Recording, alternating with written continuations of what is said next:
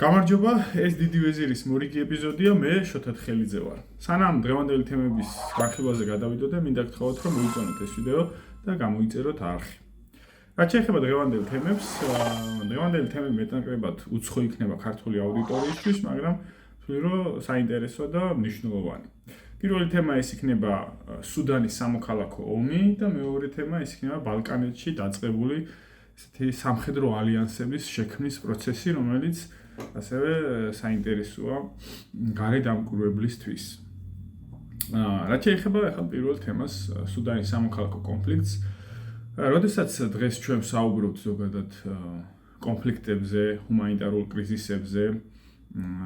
ადამიანურ მსხვერპლზე, ძირითადად ჩვენ საუბრობთ უკრაინის კონფლიქტზე, პალესტინის, ღაზის კონფლიქტზე, სადაც 10,000-ობით ადამიანი იხოცება, არის შიმშილი და მოკლედ არის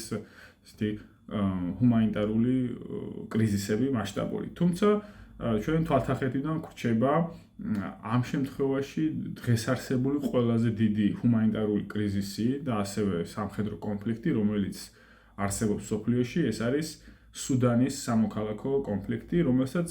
რამდენიმე დღის წინ, თუ სწორად მახსოვს 15 აპრილს, 2 წელი შეუსრულდა, რაც მიმდინარეობს. რატომ არის ახლა ეს ესეთი მასშტაბური კონფლიქტი, ანუ მასშტაბური ჰუმანიტარული კრიზისი? ეს გამომდინარეობს იქიდან, რომ ამ 2 წელიწადში სუდანში უკვე დაიღუპა სადღაც 150,000-დან 200,000-მდე სუდანელი და არის 2,5 მილიონი ადამიანი მიგრირებული და რაც თავარია არის ქვეყანა დგას შიმშილობის პირას. დაახლოებით 8 მილიონი ადამიანს არ აქვს საკმარისი საკვები სუდანში ამჯერად. თვითონ სუდანის ამ სამოქალაქო კონფლიქტს აქვს ცოტა ისტორიული ფესვები და სანამ დღევანდელ მოვლენებზე გადავალ, მოკლედ გეტყვით სუდანის შესახებ. სუდანი ჯერ იყო, ასე ვთქვათ, ბრიტანეთის იმპერიის კოლონიალურ მდგომარეობაში, მაგრამ არა როგორც ცალკე ქვეყანა სუდანი, არამედ ეგვიპტესთან ერთად ბრიტანეთი აკონტროლებდა აი ამ ტერიტორიას, მე გულისხმობ როგორც სუდანს, ასევე სამხრეთ სუდანსაც, მე-20 საუკუნის პირველ ნახევარი, მაგრამ როდესაც 1950-იანი წლების დასაწყისში ეგვიპტეში მოხდა სამხედრო გადატრიალება და ეგვიპტემ პრაქტიკულად მოიპოვა სრული სუვერენობა დიდი ბრიტანეთისგან და ხელისუფლებაში მოვიდა გამალ აბდელ ნასერი, ამ მოვლენამ გადაწყვიტა ის, რომ ბრიტანეთი სამომავლოდ კონტროლს დაკარგავდა აი ამ გაერთიანებულ სუდანზეც და 1956 წელს ერთიანმა სუდანმა მოიპოვა დამოუკიდებლობა და გახდა სუვერენული სახელმწიფო. თუმცა სუდანის არსებობა გამოირჩეოდა შიდა კონფლიქტებით, რამდენიმე სამოქალაქო ომი მიმდინარეობდა აი ამ ბოლო 50 წლის განმავლობაში, 1950-იანი წლების შემდგომ და ეს გამომდინარეობდა იქიდან, რომ სუდანი, ეს გაერთიანებული სუდანი, სანამ ის ორად გაიყოფოდა, წარმოადგენდა საკმაოდ ჭრელ ეთნიკურ და რელიგიურ სახელმწიფოს, სადაც პოლიტიკური, ეკონომიკური და სოციალური უფლებები არ იყო თანასწორად გადანაწილებული და ჩვენ თუ შევხედავთ სუდანის ეთნიკურ რუკას, რეალურად ეს შეიძლება ორ დიდ ჯგუფად გავყოთ. სუდანის ჩრდილოეთ ნაწილი არის სრულად ეთნიკურად არაბული და სრულად სუნიტური ისლამია გავრცელებული ამ რეგიონში. ფოტოზეც ჩანს აი ყვითლად რაც არის მონიშნული ნილოსის ნაპირი და აქეთ საჰარის უდაბნოს ნაწილი, ეს არის სუნიტი მუსლიმი არაბები, ხოლო მისი სამხრეთ ნაწილი, ანუ გაერთიანებული სუდანის სამხრეთ ნაწილი, ეს იყო საკმაოდ კიდევ უფრო ჭრელი ეთნიკურად და რელიგიურად. აქ თავარი დომინანტი ეთნიკური ჯგუფი არიან დინკები, ასეთი უფრო შავკანიანი ადამიანები და ნურები, ანუ ნილოსელი ადამიანები, რომლებიც მეორე ესეთი ყველაზე დიდი ეთნიკური ჯგუფია და ეს დანარჩენი სხვა ფერებს რასაც ხედავთ, ესენიც ასე ვთქვათ, აი ეს ერთად მთელი სამხრეთ სუდანი წარმოადგენდა ქრისტიანულ რელიგიაზე შექმნილ, ასე ვთქვათ, სივრცეს. მაგრამ ამ ორ ნაწილს, სუდანის ჩრდილოეთ და სამხრეთ ნაწილს აერთიანებდა ის, რომ სუდანი საკმაოდ დიდარია ნავთობ რესურსებით და ნავთობ საბადოების უდიდესი წილი სამხრეთ სუდანის ტერიტორიაზე მოიპოვებოდა, თუმცა მისი ტრანსპორტირება და ესეთი ლოჯისტიკა გადიოდა მხოლოდ სამხრეთ დღევანდელ სუდანზე, ანუ მის ჩრდილოეთ ნაწილზე და გადიოდა წითელი ზღვით, აი მარჯვნივ ხედავთ პორტ სუდანს, ასე გადიოდა, ასე ვთქვათ, ნავთობის სუდანიდან. ამიტომ ეს გადაბმულობა არსებობდა მაშინ აი ამ ტერიტორიებს შორის, თუმცა ეს კავშირი დღესაც რჩება. 2005 წელს გარკვეული სამშვიდობო შეთანხმების შედეგად, ანუ შიდა კონფლიქტების დასარეგულირებლად, სუდანის ცენტრალური ხელისუფლება დათანხმდა იმას, რომ სამხრეთ სუდანელებს, ანუ ქრისტიან, აი მრავალფეროვან ეთნიკურ შედარებით უფრო შავკანიან ადამიანებს ექნებოდათ შესაძლებლობა თვითგამორკვევის და 2011 წელს ჩატარდა კიდევაც სამხრეთ სუდანში რეფერენდუმი, სადაც აბსოლუტურმა უმრავლესობამ, თითქმის 99% ადამიანების მხარი დაუჭირეს სამხრეთ სუდანის დამოუკიდებლობას და გამოყოფას სუდანისგან და სამხრეთ სუდანი გახდა ბოლო ყველაზე ახალგაზრდა სახელმწიფო, ბოლო სახელმწიფო, რომელმაც გამოაცხადა დამოუკიდებლობა და რომელიც იქნა აღიარებული საერთაშორისო საზოგადოების მიერ და გახდა ის გაეროს წევრი. თუმცა სამხრეთ სუდანი რჩება ერთ-ერთ ყველაზე ღარიბ, პრაქტიკულად ღატაკ ქვეყანად მსოფლიოში, მიუხედავად მათი ასეთ ნავთობის რესურსების ქონისა. ჯერ კიდევ გაერთიანებულ სუდანს 1999 წლიდან მართავდა სამხედრო გადატრიალებით ძალაუფლებაში მოსული პირი ომარ ალ-ბაშირი, რომელიც ჯერ გაერთიანებულ სუდანს, როგორც ვახსენე და შემდგომ უკვე სუდანს მართავდა შემდგომი 30 წელი და იყო ერთ-ერთი გამორჩეული არაბი დიქტატორი აი ამ სივრცეში, რომლის კისერზეც არის მაგალითად ერთ-ერთი ყველაზე ტრაგიკული მოვლენა თანამედროვე მსოფლიო ისტორიაში, ეგრეთ წოდებული დარფურის გენოციდი, როდესაც ომარ ალ-ბაშირის ცენტრალურმა ხელისუფლებამ სუდანის დასავლეთ ნაწილში, საჰარის უდაბნოსკენ, სადაც კი ცხოვრობენ სუნიტი მუსლიმები, თუმცა ეთნიკურად განსხვავებული ხალხი არაბებისგან, ესენი არიან ფორები, ეგრეთ წოდებული და ზაღავას ხალხი, აი ამ ხალხის წინააღმდეგ მოაწყო გენოციდი, გამომდინარე იქიდან, რომ ეს მცირე ეთნიკური ჯგუფები იყვნენ ცენტრალური ხელისუფლებისგან ნიველირებულები და მათ დაიწყეს გარკვეული პროტესტი და ამბოხება ცენტრალური ხელისუფლების მიმართ და ეს ამბოხება ომარ ალ-ბაშირის ხელმძღვანელობით იქნა ესე ბრუტალურად ჩახშობილი და დარფურის გენოციდს დაახლოებით 200,000-დან 300,000-მდე ადამიანი ემსხვერპლა, თუმცა თვითონ სუდანის ცენტრალური ხელისუფლება ამბობდა, რომ დაახლოებით მხოლოდ 10,000 ადამიანი იყო დაღუპული. ამ დარფურის გენოციდის გამო ომარ ალ-ბაშირი დამნაშავედ იქნა ცნობილი საერთაშორისო სისხლის სასამართლოს მიერ, აი ამ გენოციდში იქნა ბრალდებული და შემდგომ ის უკვე როდესაც ის ძალაუფლება დაათმობინეს, ის ასე ვთქვათ, გადაეცა კიდევაც კრიმინალურ სასამართლოს. როგორც ვახსენე, 99 წელს მოვიდა ხელისუფლებაში და ზუსტად ომარ ალ-ბაშირი 30 წელიწადი ესეთი კაცრი ხელით მართავდა სუდანს 2019 წლამდე, როდესაც სუდანში დაწყებულმა მასობრივმა პროტესტებმა უკვე გადაწყვიტა სუდანის მომავალი და ომარ ბაშირი ძალაუფლებიდან ჩამოაშორეს. ომარ ბაშირის ეს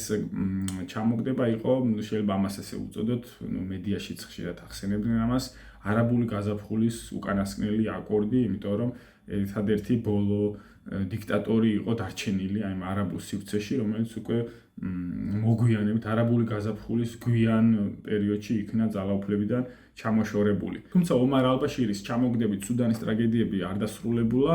2019 წლიდან შემდგომი 2 წელიწადი სუდანში შეიქმნა ესეთი ჰიბრიდული ტრანზიციული მთავრობა, რომელიც შედგებოდა როგორც სამოქალაქო, ასევე სამხედრო პირებისგან, თუმცა ეს მმართველობა აღმოჩნდა მყიფე და 2021 წელს ისევ იმ სამხედრო ძალებმა, რომელმაც ასე ვთქვათ, ომარ ალ-ბაშირის ჩამოგდებაში შეიტანეს წვლილი, ასე მთავარმა გენერალმა აბდელ ფატა ალ-ბურჰანმა და მისმა ქვეშევრდომმა მუჰამედ დაღალომ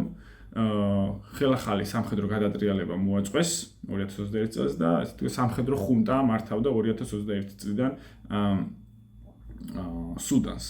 თუმცა აი დღევანდელი კონფლიქტი დაიწყო 2023 წელს და დაიწყო ზუსტად აი ამ ორ სამხედროს შორის, როგორც ვახსენე, ალ-ბურჰანსა და მუჰამედ დაღალოს შორის, იგივე მას ზედმეტსახელად ჰემეტის უძახიან, როდესაც მათ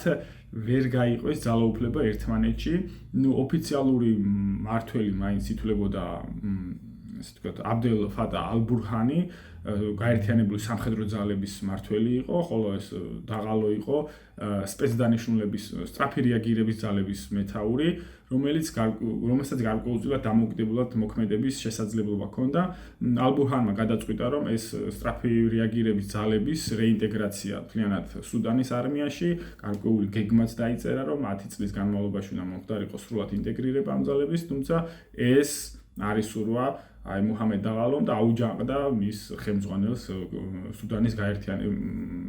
სამხედრო ძალების მეთაურს ალ-ბურჰანს და აქედან იწყება ეს შიდა ძალაუფლებრივი სამოქალაქო კონფლიქტი აი ამ ორ სამხედროს შორის. თუმცა მუჰამედ დაღალო არის საკმაოდ სისხლიანი წარსულის მქონე პიროვნება, ზუსტად ის იყო ეგრეთ წოდებული ჯანჯავიდების არმიის მეთაური, აი ამ ჯანჯავიდების არმიამ მოაწყო დარფურის გენოციდი ჯერ კიდევ 2023 წელს და იქიდან მოყოლებული დაღალო არის ესე ვთქვათ კრიმინალში დადანაშაულებული ადამიანი, თუმცა მის მიმართ როგორც ჩანს დევნა არ ხორციელდება და აი ამ ჯანჯავიდების არმიიდან წარმოიქმნა ეს შემდგომ სწრაფი რეაგირების ძალები, რომელიც ჯერ კიდევ ომარ ალ-ბაშირმა შექმნა და დღესაც მოკლედ აი ამ სახელით არსებობს. დღევანდელი სიტუაციით საკმაოდ ესეთი სუდანი არის ორად გაყოფილი ქვეყანა, აი რუკაზე ჩანს. სუდანის სამხრეთ-დასავლეთ ნაწილს, რაც ცისფრად არის მონიშნული, აკონტროლებს ეს მუჰამედ დაღალოს სწრაფი რეაგირების ძალები, ხოლო აღმოსავლეთ ნაწილს ძირითადად ეს არის ნილოსის სანაპირო და წითელი ზღვის სანაპირო, ამას აკონტროლებს სუდანის არმია ალ-ბურჰანის მეთაურობით. სულ რამდენიმე დღის ორი კვირის წინ, თუ სწორად მახსოვს, მარტის ბოლოს ალ-ბურჰანის სუდანის არმია მოახერხა და დაკარგული დედაქალაქი ხართუმი დაიბრუნა და დაიბრუნეს პრეზიდენტის სასახლე აი ამ დედაქალაქში, რომელიც საკმაოდ ესეთი მნიშვნელოვანი მოვლენა იყო, რადგან თუ მანამდე მაგალითად ძალაუფლებრივი გადანაწილება 50 ანუ შანსები ასე ვთქვათ ამ სამოქალაქო ომში წარმატების იყო 50-50%-ზე, დღეს მეტნაკლებად ესე ვთქვათ აი ამ ხართუმის აღებით აი ამ ძალაუფლების ცენტრმა მეტნაკლებად წონამ გადაიწია სუდანის არმიის მხარეს, რომელიც რეალურად ამბობს, რომ მოიაზრება ფორმალურ წარმომადგენლად სუდანის ამ შემთხვევაში. თუმცა მიუხედავად იმისა, რომ ეს არის შიდა ძალაუფლებრივი დაპირისპირება სუდანში, არსებობს გარე ჩარევები ამ კონფლიქტში. მაგალითად უკვე აღარ არის დასამალი, რომ მუჰამედ დაღალოს სწრაფი რეაგირების ძალებს ხარს უჭერს არაბთა გაერთიანებული საემიროები, როგორც ფინანსურად, ასევე სამხედრო თვალსაზრისით. არ უნდა დაგვაუწყდეს, რომ მაგალითად ეს დაღალოს ძალები, სადაც აი ცისფერ რუკაზე წითლად რაც არის მონიშნული, აქ არის ქალაქი ალ-ფაშერი, სადაც ცხოვრობს ეს ეთნიკური უმცირესობა, ფურების უმცირესობა, რომელიც ადრე გახდა დარფურის გენოციდის მსხვერპლი. აი ამ ქალაქს ახლაც აქვს ალყა ამ დაღალოს მიერ და საკმაოდ კრიტიკულ სიტუაციაშია ეს ქალაქი. იქაც არის ასე ვთქვათ, ყველა საკვების სიმცირე და ნუ მოკლედ ჰუმანიტარული კრიზისი. ხოლო გარკვეული პერიოდი დაღალოს ძალებს ჰქონდა კომუნიკაცია რუსულ ვაგნერის დაჯგუფებასთან, თუმცა დღეს სიტუაცია მეტნაკლებად შეცვლილია, როგორც ვახსენე და აი ამ პოლიტიკურმა და სამხედრო წონამ გადაიწია უფრო ალ-ბურჰანის სუდანის არმიის მხარეს, რადგან მას ხარს უჭერს ამ შემთხვევაში ეგვიპტე, მეტნაკლებად თურქეთიც და ამ შემთხვევაში რუსეთიც, თუმცა აქ საკუთარი გეოსტრატეგიული მიზნები აქვთ ამ ქვეყნებს, მაგალითად თურქეთმა ჯერ კიდევ 2017 წელს, როდესაც ჯერ კიდევ ომარ ალ-ბაშირი მართავდა სუდანს, თურქეთმა მოიპოვა უფლება წითელ ზღვაზე ყოფილი ოსმალეთის იმპერიის დროს აშენებული ყოფილი პორტი სუაკინის პორტზე თითქმის 100 წლიანი უფლება, ლიზინგით, რომელიც ასე ვთქვათ, წითელ ზღვაზე მდებარეობს. ეს გადავიდა მის კონტროლქვი თურქეთის ფლობელობაში ამ შემთხვევაში და ეს პორტი მდებარეობს ზუსტად აი ალ-ბურჰანის ძალების მიერ კონტროლებულ სივრცეში. ხოლო რაც შეეხება რუსულ მხარეს, მათ ალ-ბურჰანის ხელისუფლებასთან გააფორმეს შეთანხმება, რომლის მიხედვითაც შემდგომი 25 წელიწადი რუსების ფლობელობაში გადადის სუდანის ყველაზე დიდი პორტი წითელ ზღვაზე, პორტ სუდანი და აქ რუსებს შეეძლებათ სამხედრო ბაზის მშენებლობა და ეს ბაზა შეიძლება იყოს ესეთი ალტერნატივა თუ კი რუსული ბაზა აღარ იქნება სირიაში და ეს სამხედრო ბაზები გადმოინაცვლებს ლოჯისტიკურად წითელ ზღვაში. სულ რამდენიმე დღის წინ მაშინ როდესაც ეს 2 წელი შეუსრულდა სუდანის სამოქალაქო კონფლიქტს, ლონდონში შედგა გარკვეულწილად მულტილატერალური სამიტი, სადაც რამდენიმე ქვეყანა იყო წარმოდგენილი, სადაც შეეცადნენ ამ კონფლიქტის გადაწყვეტის გზები მოენახათ, თუმცა ამ სამიტზე არ იყო წარმოდგენილი არც თვითონ სუდანში დაპირისპირებული მხარეების არც ერთი წარმომადგენელი და შესაბამისად ეს შეხვედრა ცოტა ისეთი პოლიტიკურათაც დაბალი წონის მქონე იყო და გადაწყვეტის კუთხითაც საკმაოდ სუსტი იქნებოდა, გამომდინარე იქიდან თუ ახლა კონფლიქტში მონაწილე მხარეები არ შეხედან მოლაპარაკების მაგიდაზე, იქ რთულია გარკვეული პრობლემის გადაწყვეტა მოინახოს. ამიტომ ეს ცდილობები მშვიდობიანი მოგვარების ამ გასული 2 წლის განმავლობაში არსებობდა, თუმცა ჯერჯერობით ეს კონფლიქტი არ დასრულებულა და რაც თავარია ეს მსხვერპლი და ჰუმანიტარული კრიზისი, რაც არსებობს დღეს სუდანში, დღითიდღე უფრო მზარდია, თუმცა ეს ნაკლებად ხდება დასავლური მედიის ინტერესის ქვეშ. რაც შეეხება მეორე თემას, როგორც გითხარით, ეს იქნება ბალკანეთში მიმდინარე სამხედრო ალიანსების ჩამოყალიბების პროცესი, რომელიც ერთგვარად ცოტა უცნაურობას წარმოადგენს, თუმცა დაკვირვებისთვის საინტერესოა. რამდენიმე დღის წინ ბალკანეთის ნახევარკუნძულის 3 ქვეყანამ, ამ შემთხვევაში ერთმა ნახევრად აღიარებულმა ქვეყანამ, ხორვატიამ, ალბანეთმა და კოსოვომ გააფორმეს სამხედრო ალიანსის, ასე ვთქვათ, შეთანხმება, რის მიხედვითაც ეს ქვეყნები ერთმანეთს გაუცვლიან საკუთარ სამხედრო კომპეტენციას, იარაღს ერთმანეთში იუაჭრებენ თავისუფლად და გაზრდიან უსაფრთხოებას კოლექტიურად. ისმის აქ კითხვა, თუ რა საჭირო გახდა ეს, ხო, მაგალითად, ხო, ხორვატია და ალბანეთი ისედაც ნატოს წევრი ქვეყნები არიან და მათთვის საფრთხე ამ შემთხვევაში რას წარმოადგენს, ხო? მაგრამ ნატოს წევრი არ არის კოსოვო და არც ევროკავშირის. შესაბამისად, ჩვენ შეიძლება ამ კითხვას გავცეთ პასუხი ასე, რომ ეს 3 ქვეყანა, რომლებიც ისტორიულად დაპირისპირებული არიან სერბებთან, მათ შექმნეს კოსოვოს უსაფრთხოებისთვის ცალკე რეგიონული უსაფრთხოების სისტემა. შეიძლება ისიც ვივარაუდოთ, რომ ეს შეთანხმება არ იყო, ასე ვთქვათ, ამ ქვეყნების ინიციატივა, ან მათი გადაწყვეტილება ამ შემთხვევაში არ ყოფილა, შეიძლება ეს იყო უფრო მსხვილი ძალების მიერ ნაკანახევი ქმედება, იგულისხმება ამ შემთხვევაში ბრიუსელი, იგივე ვაშინგტონი, რომ ბალკანეთში პოტენციური კონფლიქტის წარმოშობის შემთხვევაში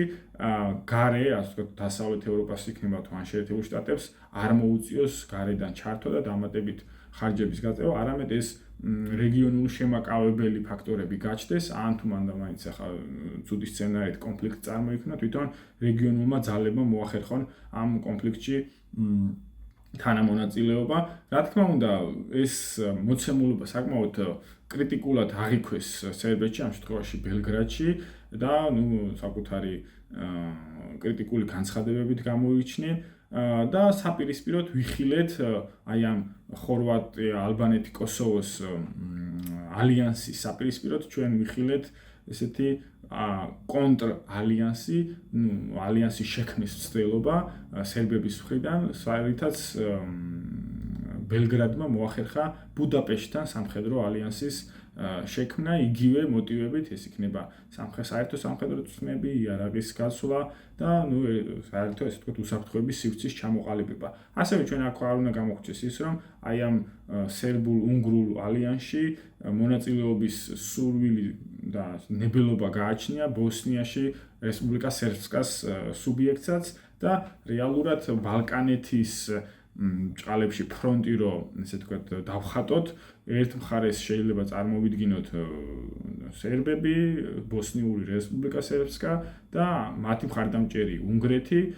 და მათი ესე ვთქვათ დამაბალანსებელი ესეც ჭყალებში არის ყოფილი, სერბების მიმართ ისტორიულად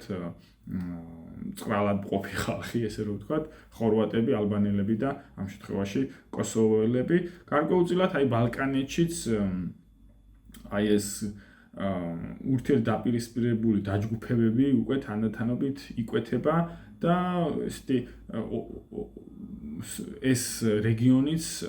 ნაცვლად იმისა, რომ მიდიოდეს საერთო სამშვიდობო ასე ვთქვათ, სივრცისკენ და საერთო რეგიონული მშვიდობისკენ, პირიქით იქაც ხდება ესეთი დაყოფები პოლიტიკური და ესეც უფრო აღიწერება ისევე გეოპოლიტიკური რეალობებით, გამომდინარე იქიდან, რომ სერბები და უნგრეთი არ ემორჩილება ამ შემთხვევაში დასავლურ ნებას, ამ შემთხვევაში ბრიუსელის ნებას, ბრიუსელმა შეიძლება უზრუნველყო მათი შემაკავებელი, დამაბალანსებელი დაჯგუფებების შექმნა. იყო ესეთი ინფორმაციაც გავრცელდა, რომ ხორვატულ, ალბანურ, კოსოვურ ერთიანობა შეიძლება ბულგარეთიც დამატებოდა, თუმცა ბულგარეთის ოფიციალურმა ხელისუფლებამ ეს ინფორმაცია უარყო და განაცხადა, რომ ის არ აპირებს ამ შემთხვევაში აი ამ ალიანსში გაწევრიანებას და რაღაც პოტენციურად ანტისერბულ სივრცეში გაწევრიანებას. დღეისათვის სულ ეს იყო, შეგახსენებთ, რომ მოიწონოთ ვიდეო, გამოიწეროთ არხი, მოიწონოთ ზღილაკი, რომ არ გავავრჩეთ შემდგომი ვიდეოები. ნახვამდის.